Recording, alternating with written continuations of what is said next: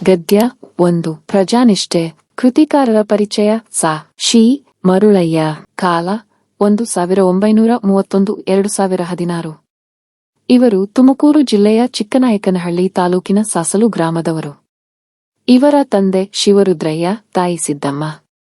ಇವರು ಮೈಸೂರು ವಿಶ್ವವಿದ್ಯಾನಿಲಯದಿಂದ ಕನ್ನಡ ಎಂ.ಎ. ಪದವಿ ಪಡೆದಿದ್ದಾರೆ. ಕರ್ನಾಟಕ ವಿಶ್ವವಿದ್ಯಾನಿಲಯದಿಂದ ಕೆಳದಿಯ ಅರಸರು ಮತ್ತು ಕನ್ನಡ ಸಾಹಿತ್ಯ ಎಂಬ ಮಹಾಪ್ರಬಂಧಕ್ಕೆ ಪಿಎಚ್ಡಿ ಪದವಿ ಪಡೆದಿದ್ದಾರೆ.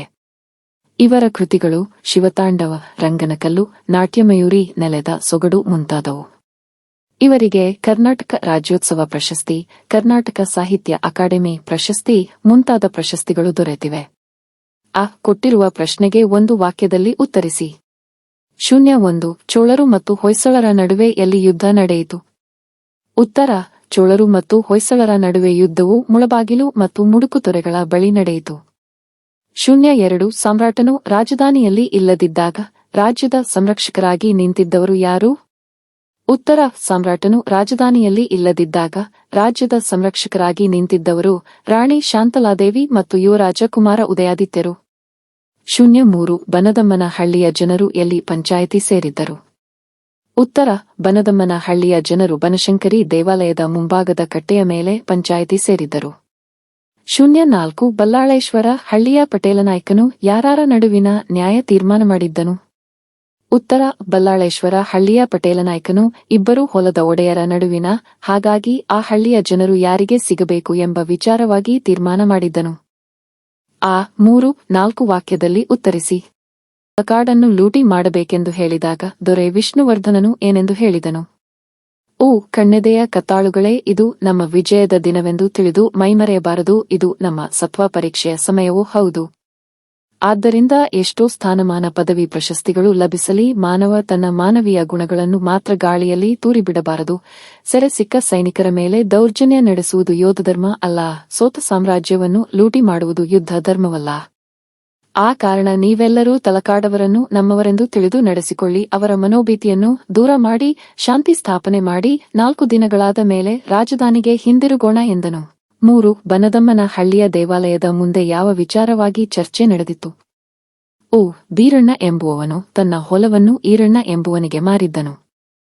ಬೀರಣ್ಣ ಹೊಲ ಉಳುವಾಗ ಒಂದು ಕೊಪ್ಪರಿಗೆ ಬಂಗಾರ ಸಿಕ್ಕಿತು. ಅದನ್ನು ಈರಣ್ಣನಿಗೆ ಕೊಡಲು ಹೋದಾಗ ಈರಣ್ಣ ಹೊಲ ಮಾರಿದ ಮೇಲೆ ಅದೆಲ್ಲ ನಿನ್ನದೇ ಎಂದನು. ಅದಕ್ಕೆ ಬೀರಣ್ಣ, ನೀನು ಕಷ್ಟ ಎಂದು ಹೊಲ ಮಾರಿದ್ದೆ, ಆದರೆ ಕೊಪ್ಪರಿಗೆ ಇದೆ ಎಂದು ನನಗೆ ಗೊತ್ತಿಲ್ಲ. ಅದು ನಿನ್ನ ಪೂರ್ವಜರು ನಿನಗಾಗಿ ಇಟ್ಟಿದ್ದದ್ದು ಎಂದನು. ಈ ವಿಚಾರವಾಗಿ ಚರ್ಚೆ ನಡೆದಿತ್ತು. 4 ದೈವದವರ ತೀರ್ಪಿನ ಬಗ್ಗೆ ಶಾಂತಲೆಯ ಅಭಿಪ್ರಾಯವೇನು? ದೈವದವರು ಇಬ್ಬರಿಗೂ ಬೇಡವಾದ ಹೊನ್ನು ರಾಜ್ಯದ ಬೊಕ್ಕಸಕ್ಕೆ ಸೇರಲಿ ಎಂದಾಗ ಶಾಂತಲೆಯು ಮುಂದೆ ಬಂದು ಬೊಕ್ಕಸಕ್ಕೆ ಸೇರಲು ಇದು ಸಾಮ್ರಾಟರ ದುಡಿಮೆಯಲ್ಲ, ಅವರ ಬೆವರಿನ ಫಲ ಅಲ್ಲ, ಅದು ಪ್ರಜೆಗಳ ಬೆವರಿನ ಫಲ ಎಂದಳು. 5 ಶಾಂತಲೆಯು ನೀಡಿದ ತೀರ್ಪೇನು? ಈ ಹೊನ್ನು ನಿಮ್ಮ ಊರಿನ ಏಳಿಗೆಗಾಗಿ ವಿನಿಯೋಗಿಸಿ, ಇದನ್ನು ಬೊಕ್ಕಸಕ್ಕೆ ತೆಗೆದುಕೊಳ್ಳುವುದಿಲ್ಲ. ದೇವರ ಕಾರ್ಯಕ್ಕೆ ವಿನಿಯೋಗವಾಗಲಿ. ನನಗೆ ಬಹಳ ದಿನದ ಆಸೆ. ದ್ವಾರಸಮುದ್ರದಲ್ಲಿ ನಮ್ಮ ಸಂಸ್ಕೃತಿಯ ಪ್ರತೀಕವಾಗಿ ಒಂದು ಕಲಾಪೂರ್ಣ ದೇವಾಲಯ ನಿರ್ಮಾಣಕ್ಕಾಗಿ ಈ ಹೊನ್ನು ವಿನಿಯೋಗವಾಗಲಿ ಎಂದಳು. ಈ ಕೊಟ್ಟಿರುವ ಪ್ರಶ್ನೆಗಳಿಗೆ 8-10 ವಾಕ್ಯಗಳಲ್ಲಿ ಉತ್ತರಿಸಿ. 1 ಚೋಳದೊರೆ ಕುಲೋತ್ತುಂಗನು ಹೊಯ್ಸಳ ಸಾಮ್ರಾಜ್ಯದ ಮೇಲೆ ಯುದ್ಧ ಸಾರಲು ಇದ್ದ ಕಾರಣ ಹಾಗೂ ಪರಿಣಾಮವನ್ನು ವಿವರಿಸಿ.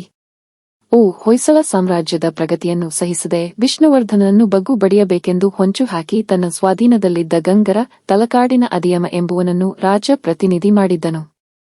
ವಿಕ್ರಮಚೋಳನು ಪ್ರಚಂಡ ಆಶಾವಾದಿ. ಅಖಂಡ ಭಾರತದಿಂದ ಒಡೆತನವನ್ನು ಬಯಸುತ್ತಿದ್ದ ದುರಾಶಾಪಿಶಾಚಿಯಾಗಿದ್ದ ಗಂಗರ ಸಾಮ್ರಾಜ್ಯವನ್ನು ತನ್ನ ವಶ ಮಾಡಿಕೊಳ್ಳಲೆಂದು ಅಕಿಸಿ ಅದಿಯಮನನ್ನು ಪ್ರಚೋದಿಸಿ ದ್ವಾರ ಸಮುದ್ರದ ಮೇಲೆ ಯುದ್ಧಕ್ಕೆ ಕಳುಹಿಸಿದನು. ಇದನ್ನು ತಿಳಿದ ವಿಷ್ಣುವರ್ಧನನು ಸೇನಾ ಸಮೇತನಾಗಿ ತಲಕಾಡಿನ ಕಡೆ ಹೊರಟು ಮಳವಳ್ಳಿ ಮುಡುಕುತೊರೆಗಳ ಬಳಿ ಘನಘೋರ ಯುದ್ಧ ನಡೆದು ಅದಿಯಮನು ಮಡಿದನು. ಚೋಳ ಸೇನೆ ದಿಕ್ಕಾಪಾಲಾಗಿ ಓಡಿತು. ತಲಕಾಡನು ವಿಷ್ಣುವರ್ಧನ ಸುಲಭವಾಗಿ ವಶಪಡಿಸಿಕೊಂಡು ತಲಕಾಡುಗೊಂಡ ಎಂಬ ಬಿರುದು ಪಡೆದನು. 2 ಬನದಮ್ಮನ ಹಳ್ಳಿಯ ಪಂಚಾಯಿತಿಯಲ್ಲಿ ನಡೆದ ನ್ಯಾಯ ಹಾಗೂ ಅದರ ತೀರ್ಪಿನ ಬಗ್ಗೆ ವಿವರಿಸಿ. ಬನದಮ್ಮನ ಹಳ್ಳಿಯಲ್ಲಿ ವಾಸವಿದ್ದ ಬೀರಣ್ಣ ತನ್ನ ಹೊಲವನ್ನು ಈರಣ್ಣ ಎನ್ನುವವನಿಗೆ ಮಾರಿದ್ದನು. ಬೀರಣ್ಣ ಹೊಲ ಉಳುವಾಗ ಕೊಪ್ಪರಿಗೆ ಹೊನ್ನು ಸಿಕ್ಕಿ ಅದನ್ನು ಈರಣ್ಣನಿಗೆ ಕೊಡಲು ಹೋದಾಗ ಈಗ ಆ ಹೊಲ ನಿನ್ನದು, ಆದ್ದರಿಂದ ಆ ಹೊನ್ನು ನಿನ್ನದೇ ಎಂದನು. ಈ ವಿಚಾರವಾಗಿ ನ್ಯಾಯ ಪಂಚಾಯಿತಿ ಸೇರಿಸಿ ಇಬ್ಬರಿಗೂ ಬೇಡವಾದ ಹೊನ್ನನ್ನು ಏನು ಮಾಡುವುದು ಎಂದು ಕೊನೆಗೆ ರಾಜ್ಯದ ಬೊಕ್ಕಸಕ್ಕೆ ಕೊಡುವುದೆಂದು ತೀರ್ಮಾನಿಸಿದರು. ಆಗ ಅಲ್ಲಿಗೆ ಬಂದ ಶಾಂತಲೆ, ಇದು ಪ್ರಜೆಗಳ ಹೊನ್ನು ರಾಜನಿಗೆ ಏಕೆ ಕೊಡಬೇಕು, ನೀವೇ ನಿಮ್ಮ ಊರಿನ ಅಭಿವೃದ್ಧಿಗೆ ಉಪಯೋಗಿಸಿಕೊಳ್ಳಿ ಎಂದಾಗ ಅದಕ್ಕೆ ಒಪ್ಪದ ಜನರಿಗೆ ಹಾಗೆ ಶಾಂತಲ, ಹಾಗಾದರೆ ನಮ್ಮ ಬಹುದಿನದ ಆಸೆ ದ್ವಾರ ಸಮುದ್ರದಲ್ಲಿ ನಮ್ಮ ಸಂಸ್ಕೃತಿ ಬಿಂಬಿಸುವ ಭವ್ಯವಾದ ದೇವಾಲಯ ನಿರ್ಮಾಣಕ್ಕೆ ಈ ಹೊನ್ನನ್ನು ವಿನಿಯೋಗಿಸಿ ಆ ದೇಗುಲ ಕೀಳುಮಲ್ಲ ನಾಯಕನ ಹೆಸರಿನಲ್ಲಿ ನಿರ್ಮಾಣವಾಗಲಿ ಎಂದು ಹೇಳಿದಳು. ಎಲ್ಲರೂ ಒಪ್ಪಿದರು. ಈ ಸಂದರ್ಭ ಸಹಿತ ಸ್ವಾರಸ್ಯವನ್ನು ವಿವರಿಸಿ. 1. ತಲಕಾಡುಗೊಂಡನಿಗೆ ಜಯವಾಗಲಿ. ಈ ವಾಕ್ಯವನ್ನು ಸಾಕಿ ಮರುಳಯ್ಯ ಬರೆದಿರುವ ಪ್ರಜಾನಿಷ್ಠೆ ಎಂಬ ಪಾಠದಿಂದ ಆರಿಸಲಾಗಿದೆ. ತಲಕಾಡಿನ ಚೋಳರಾಜ ಪ್ರತಿನಿಧಿ ಅದಿಯಮನಿಗೂ ವಿಷ್ಣುವರ್ಧನಿನ ಸೈನ್ಯಕ್ಕೂ ಮಳವಳ್ಳಿ ಮುಡುಕುತೊರೆ ಎಂಬಲ್ಲಿ ಯುದ್ಧವಾಗಿ ಅದಿಯಮನು ಮಡಿದು ತಲಕಾಡು ವಿಷ್ಣುವರ್ಧನ ಕೈವಶವಾದಾಗ ಸೈನಿಕರು ಜಯಘೋಷ ಮಾಡಿದರು. 2. ಸೆರೆಸಿಕ್ಕ ಸೈನಿಕರ ಮೇಲೆ ದೌರ್ಜನ್ಯ ನಡೆಸುವುದು ಯೋಧ ಧರ್ಮವಲ್ಲದೆ. ಈ ವಾಕ್ಯವನ್ನು ಸಾಕಿ ಮರುಳಯ್ಯ ಬರೆದಿರುವ ಪ್ರಜಾನಿಷ್ಠೆ ಎಂಬ ಪಾಠದಿಂದ ಆರಿಸಲಾಗಿದೆ. ಈ ಮಾತನ್ನು ವಿಷ್ಣುವರ್ಧನ ಸೈನಿಕರಿಗೆ ಹೇಳಿದನು. ತಲಕಾಡನ್ನು ಗೆದ್ದು ಚೋಳ ಸೈನಿಕರು ದಿಕ್ಕುಪಾಲಾಗಿ ಓಡಿದರು. ಸೆರೆಸಿಕ್ಕವರನ್ನು ಹಿಡಿದು ತಲಕಾಡನ್ನು ಲೂಟಿ ಮಾಡೋಣ ಎಂದು ಸೈನಿಕರು ಹೇಳಿದಾಗ ಈ ಮಾತನ್ನು ರಾಜ ವಿಷ್ಣುವರ್ಧನ ಹೇಳಿದ್ದಾನೆ. 3. ತುಂಬು ಊಗದ ಮ್ಯಾಲೆ ಮತ್ತೆ ಎತ್ತಿ ಬಾಯಿಗಾಕೊಳ್ಳೋ ಕೆಟ್ಟತನ ಬ್ಯಾಡ. ಈ ವಾಕ್ಯವನ್ನು ಸಾಕಿ ಮರುಳಯ್ಯ ಬರೆದಿರುವ ಪ್ರಜಾನಿಷ್ಠೆ ಎಂಬ ಪಾಠದಿಂದ ಆರಿಸಲಾಗಿದೆ. ಈ ಮಾತನ್ನು ಬೀರಣ್ಣನವರು ದೈವದವರಿಗೆ ಹೇಳಿದನು. ಈರಣ್ಣನಿಗೆ ಹೊಲ ಮಾರಿದ ಮೇಲೆ ಅಲ್ಲಿ ದೊರೆತ ಹೊನ್ನು ಅವನಿಗೆ ಸೇರಬೇಕು ಎಂದು ಹೇಳಿದ್ದಾನೆ.